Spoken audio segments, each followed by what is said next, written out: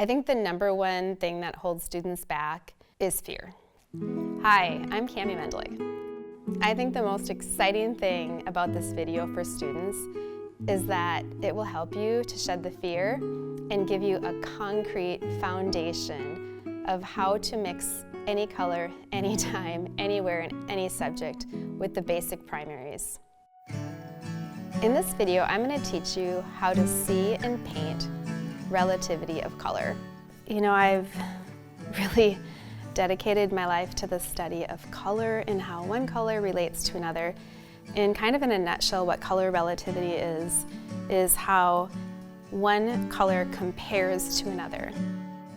I think the fear comes from lack of knowing for sure how they made the color last time or how to make the color that they're trying to make.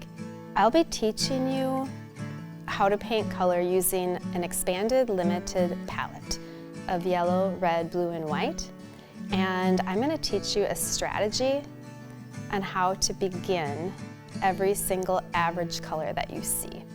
I think this video is going to inspire you because you're going to have confidence, because you're going to have a system to employ to create any color that you desire.